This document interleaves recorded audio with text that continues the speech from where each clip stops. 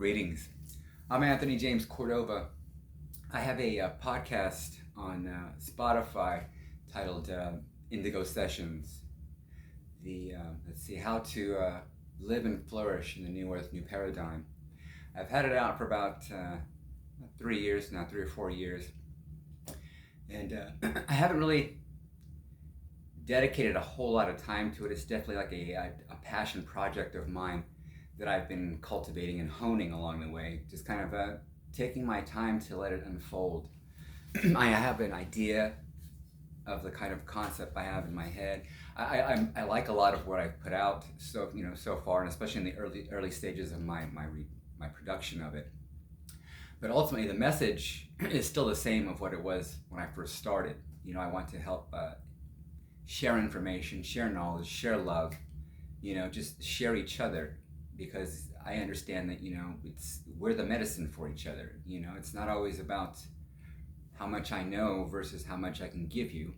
Sometimes it's just about the sheer companionship, or that human essence of just another individual in the room with you. That makes a huge difference on life altogether.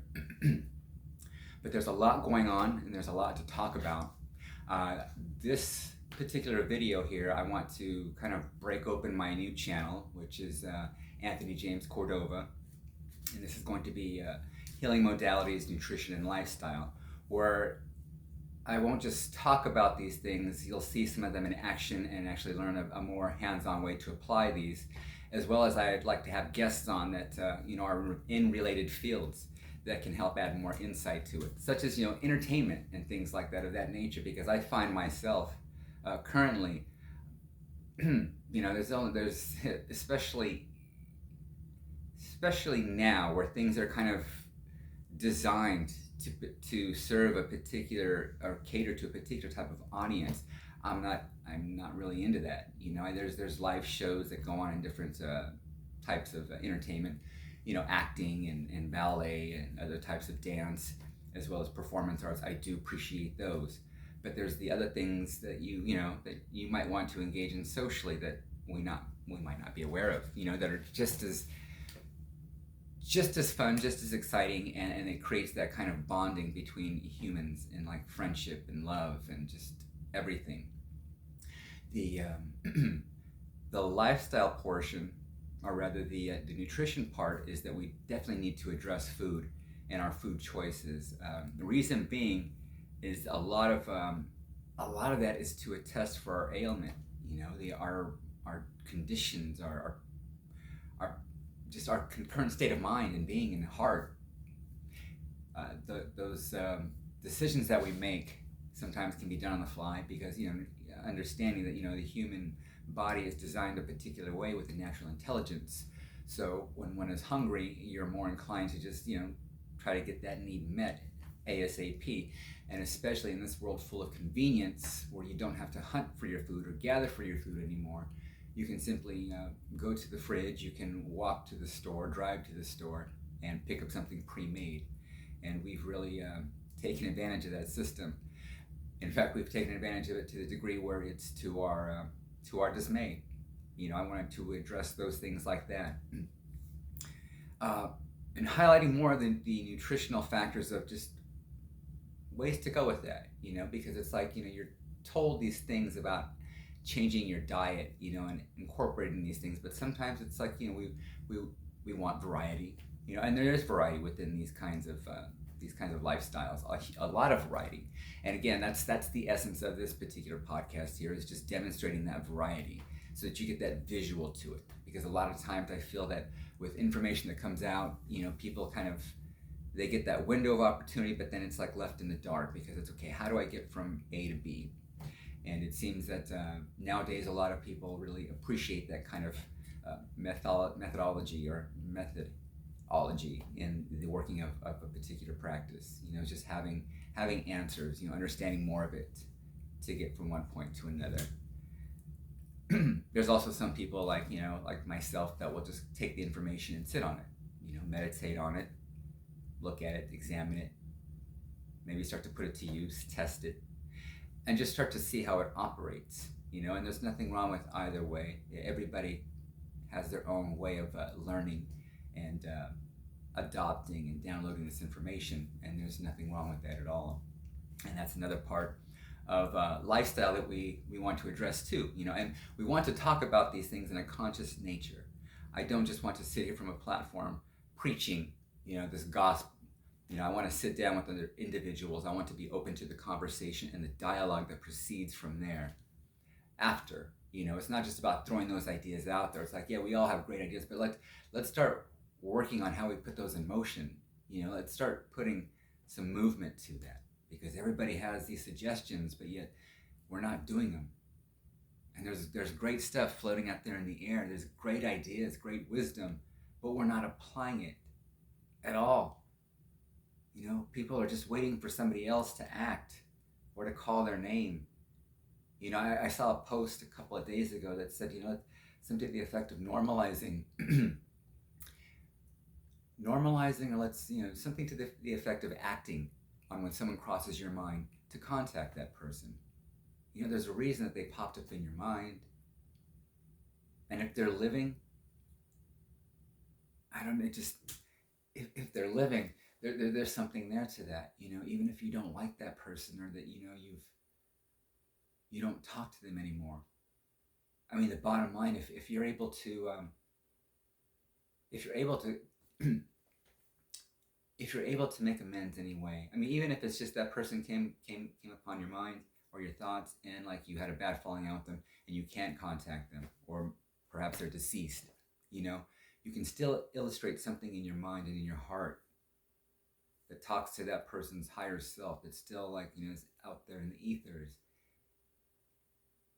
And it's about that, addressing that internal aspect of you, that spiritual aspect of you that we don't pay attention to a lot because we're so much in our physical, that it really becomes something sacred and meaningful, and allows for that change to occur, or that transition to where the forgiveness is there, or the ability to move on, or to have that door closed, and the resolve is enough. It's adequate for one to carry on their journey. I mean, there's three things in life that I think are essential that we need to talk about more, because a lot of times I think there's a lot of unrealistic stuff going out there about how people live their lives. We're always shown this really we're shown these things visually in media that are all cranked up to 10, so everybody's thinking they got to be hitting these high notes all the time, or what's the old expression about hitting a home run every time. And it's not about that. That's not what life is about.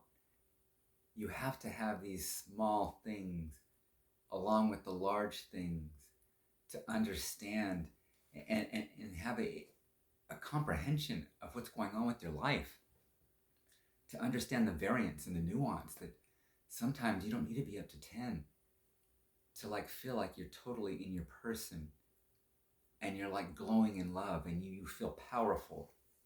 You don't always have to be at that heightened state like that. There's this heightened state within that lets you just kind of burn like a candle with this huge, just intense flame. But the whole thing with this is, we share the education. It's in the sharing of it and the love, because that's what this comes down to. This is how my journey started. My journey started pretty much, my earliest would be probably around age 6. I started, having these encounters that were, what do they call them? With entities and whatnot. Not necessarily, ghosts. I forget the words, phenomena. There we go. Whatever you want to call it. All of it's terminology. See, because there was a point when we didn't have labels for all these things. These were the nuances in life. We probably gave name to them to kind of give understanding to them. But now the way that things are described and are created and labeled, it just gives it too much power. It turns it into something else. But my point in sharing this was that it was basically we had a spirit, a little entity in our house when I was growing up, and this little boy liked to mess with me a lot. And it was terrifying, because I always thought this. Well, and it was terrifying because it was I pretty much became a bedwetter out of it. It was something that kind of scared me up to where I didn't want to go, because I always thought when I would go to the bathroom that this little kid would be waiting for me outside, and it would startle me. I didn't want to like look out the door, so I didn't want to deal with that, because that was really, it was just, the thought of that really scared the crap out of me.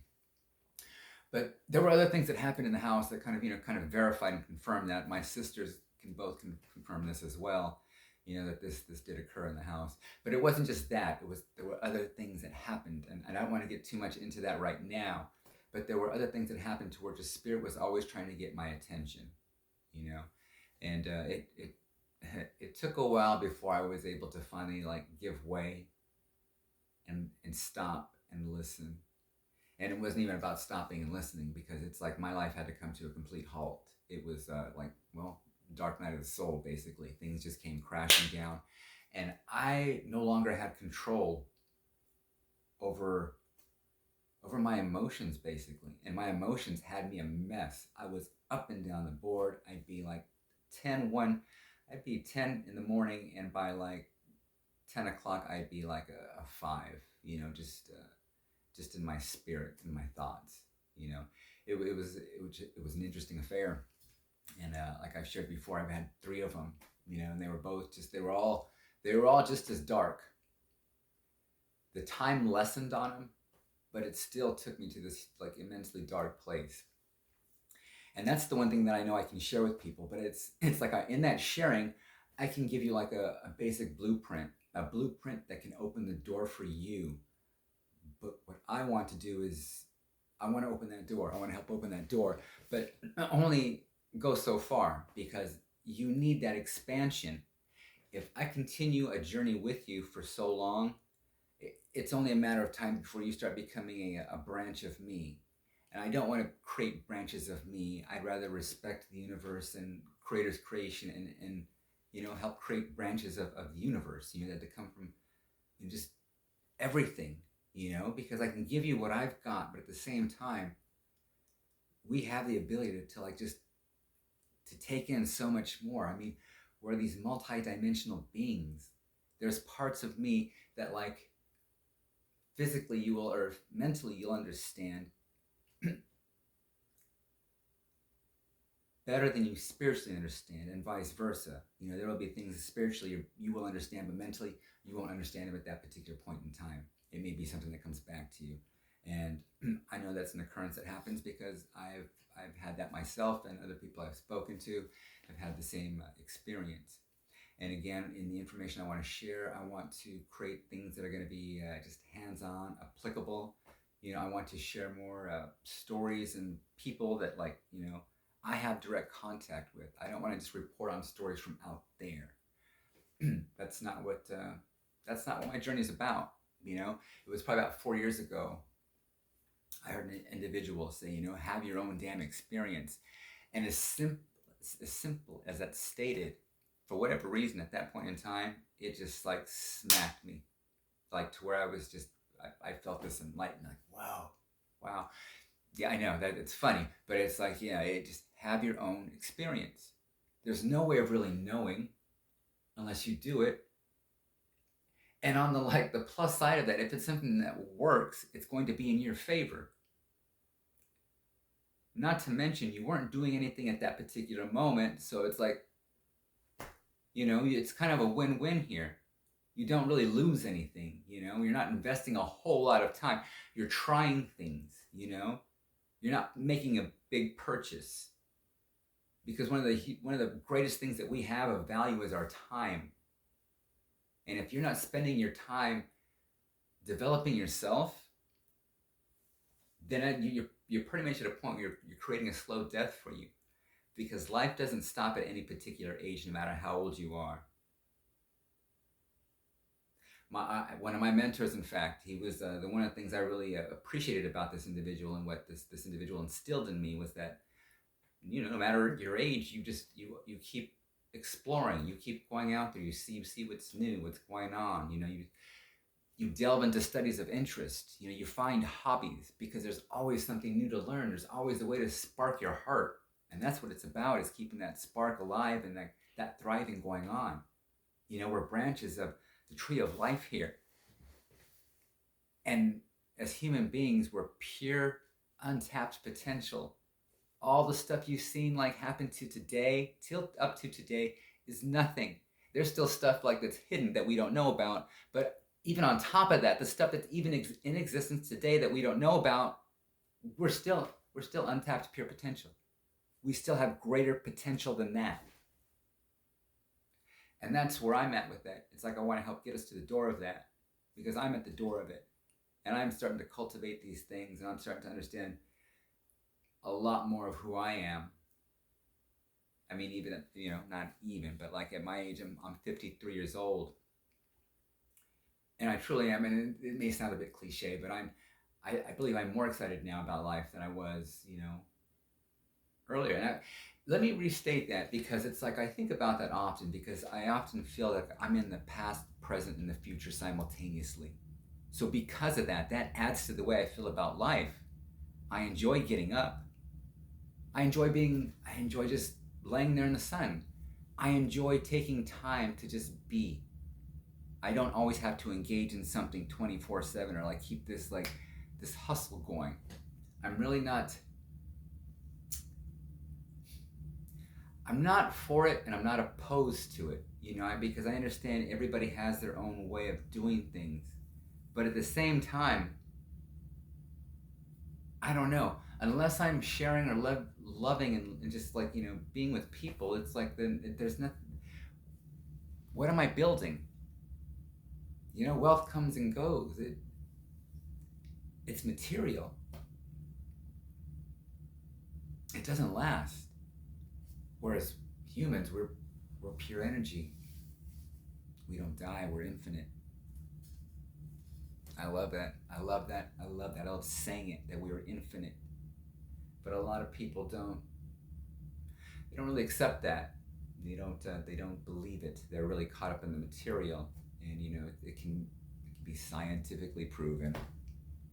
But as well as spiritually, it's known. We don't die. And for me, that began to add comfort. But it wasn't until a lot of work that I began to understand the bigger picture of that. And I feel very blessed and very honored. Let me back up with that too. Let me say abundant, not blessed. I feel very abundant, and grateful to be here at this point in time, to be able to share this, to be able to articulate myself in this manner, because there was a time when it became questionable. I was in a mental hospital, heavily medicated. I'd never been on medication, but at this stage in the game here, they had me on 6 medications, and it was quite the affair.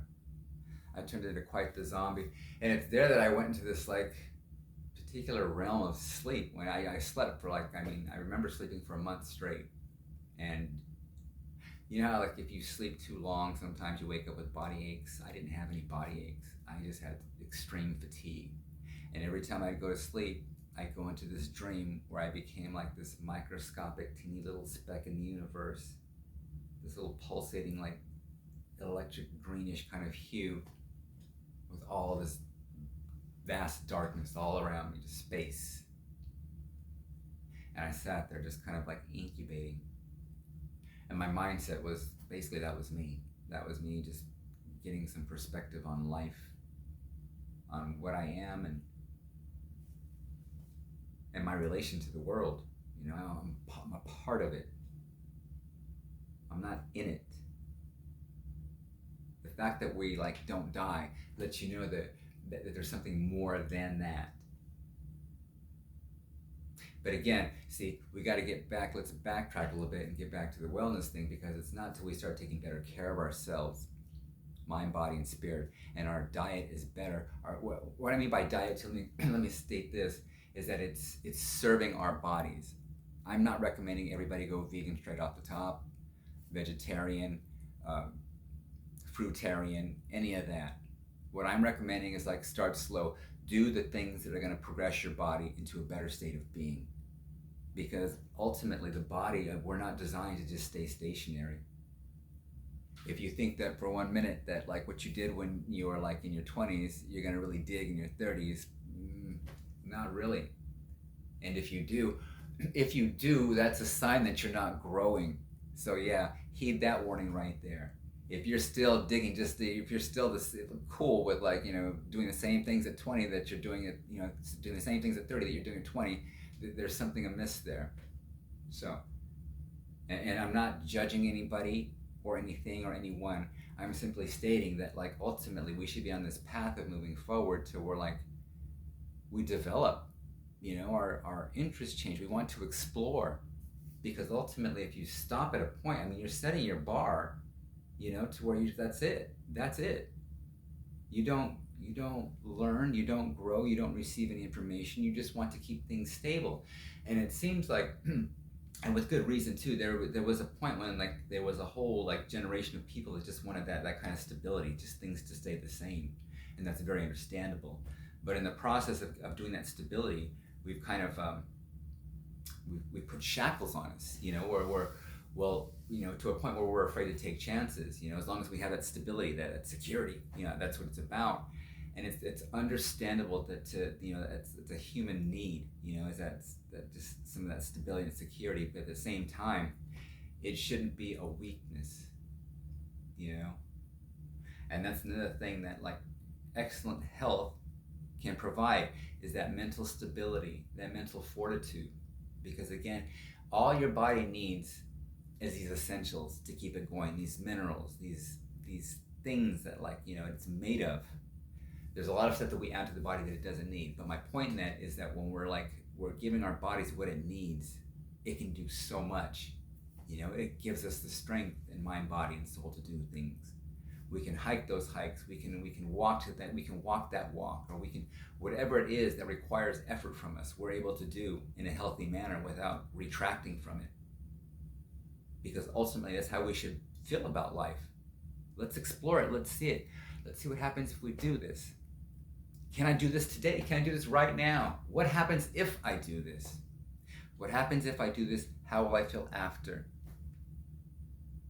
It's not just about asking the what if game, but it's about doing it, seeing what's on the other side of that, the application, because that's the biggest thing. There's so many modalities out there right now, but one of the biggest things is people lose themselves in the application of it. Either it's too hard, or they many reasons. I mean, I don't want to sit here and go into that like negative train of thought, but it's like many reasons why people stop doing something. They can give you the answers better than I can. However, but we just need to simplify things, come to a point where like, we're doing things that are like logical, that make us feel better, that motivate us to continue doing these things, But again, the whole thing is being open to it, because if you're not open to it, I mean, you're just not going to receive it. I know, as redundant as that may sound, it's a give and take. There has to be a reciprocity. Otherwise, I can't just give it to you and you don't want to receive it, because it's going to be like giving it to you. You take it and then your hands just drop it. That's not effective. That has no efficacy in your healing, in your journey, in your wellness, in your happiness. Because again, ultimately, when you're treating the body and you're giving the body what it needs, and again, you can see these things floating around on social media all the time, sunlight, exercise. Exercise doesn't have to be this hard, rigorous workout. I mean, you hear so many times walking. 30 minutes of walking is enough. 30 minutes of walking is enough. Then again, if you're not applying that, it's going to become more distant. And then the mindset's going to take over to where it's like, well, why do I really need to do that? It's really interesting how the mind works like that. But again, sunlight, exercise, water, laughter, these are like natural medicines. I call them folk healing because they're accessible to all of us. They're things that we can do that have an easy application to them, that we can incorporate into our daily lifestyles. It's when you, for me, it's when you add a coach in there at times, or an advisor or a teacher, that can become a bit more than that depending on the circumstance, but we can get into that later. But it's this folk healing that I'm really like, I'm feeling called to share with people, because again, the application is not hard at all, and it's something that we all can do, that we can gain from. We can gain better health from, more vitality, just all over general wellness. Because we're at a point now where it's time to act, and we need to start showing our younger people, our kids, what that looks like. Because all we've shown them is just kind of a lot of selfishness and struggle and heartache, and you've got a lot of kids that are, triggering these adults now. It's not funny. It's rather upsetting to see parents lose their stuff on their children, but it's happening. It's happening. We're very into our cell phones now in a way that's just unreal. I ride a bicycle a lot, and when you ride a bicycle, it gives you time to slow down a bit. You still have to watch where you're going, but you can take in more scenery. And in my taking in more scenery, oftentimes if I'm on a road where there's cars, I look in the windows, because I don't know, I like to watch people sometimes. Who doesn't, So I'm looking through these windows, and there's people really just on their phones, into some intimate stuff going on. They're swiping and they're moving, or they're texting while they're driving. I'm not joking, they're texting while they're driving. And it makes me feel so damn good that I'm on my bicycle at that point in time, because I would not want to be on the road. That's scary. We got our kids out there on the road. We got our nephews, our nieces, our mothers, our grandmothers, our fathers, our sisters, our brothers. It's a selfish act to do that. And for people to think, oh yeah, I can multitask. No, you're dealing with something that's like happening in real time. And you're not sitting, it's coming at you in 3D, physical matter. You're not on a screen. But we're trained to operate like that. Isn't that interesting? We've learned to operate with the screen for the last 20, 25 years now, maybe a little bit longer. And it's become part of our communication. The way we respond and operate with things. We look for a dashboard, we want to swipe things. You'll see kids walk over to a big screen TV, sometimes trying to swipe the TV. But again, I want to add clarity to this, because I also think it's important for us to slow down. I'm not saying get back to a basics, but slow down some of the technology, because it's moving really fast and we're not equipped for it, And I say that because there's a lot of stuff that goes on with this technology that's harmful to the human body, but we're not even aware that we're not paying attention to that, because we're so into the technology. I'm talking in terms of just certain frequencies and radiation and other things of that nature that come along with technology. Because there's a lot of things that we can talk about inside of that as well. But I'm sharing so that people can be more careful, because it's hard to say don't do it or not do it, and that's not what I'm saying at all. But let's be more mindful. Let's be conscious in our use of things. Let's be conscious in our practice of how we treat one another. Let's be conscious in the way that we address life, ourselves. It's most important. Because I'm sure you've had the saying, you've heard the saying, it's hard to pour from an empty cup. You have to keep your cup full. And it's about loving yourself, being honest with yourself, caring about yourself like you're taking care of yourself, like you're an infant to some degree, taking that kind of detailed concern and that kind of softness to it. I found that to be the approach I do for myself. I don't go hard on myself anymore. I was one of those people who, there's still some residual there. I can do a long 10, 14 hour day. But in the end, it's and I learned this from my previous, when I had a corporate job, it was a hairdressing job. It still was a corporate kind of internal structure to it. I had all the making. So anyway, I was doing these 10 to 15 long hours, and in the process of doing this over time, some years had passed, and in talking with my family, my sisters, there were a lot of functions I missed as a result, and in the end, I no longer have the business, but just the memories of like this business and not much of the family over here on this side when they were growing and doing these things and like having these moments. I wasn't around. And that, that's life, but it's not okay. That's what I'm saying. It's not okay to do that, to work your whole life through, because this is something I saw at 16. I noticed that people work their behinds off for most of their life, and then by the time they hit a certain age to retire, they were like really older already. That made no sense. You didn't get to enjoy any of life or anything that's out there. And now that they did have the money, it went towards sustaining a fair to mediocre like level of lifestyle, keeping them alive, buying their medications, keeping everything just at baseline here. And again, that affects the psychology. What's around you, it will affect your psychology. It'll affect your state of mind. Like I was talking earlier about having your just clean surroundings. But for me, that was like big, because it's like at times I couldn't think. Right, it was hard for me to move forward or continue a project if my surroundings were dirty, if there was a mess, if things weren't tidied up. There was like not a lot of clarity going on in here. So again, like, these are the things that we're going to address, but not in a way that's like, we're going to do it in a way that's like, it's storytelling, it's application, it's real life. So I hope y'all tune into that, because I'm looking forward to it. That's going to be coming soon.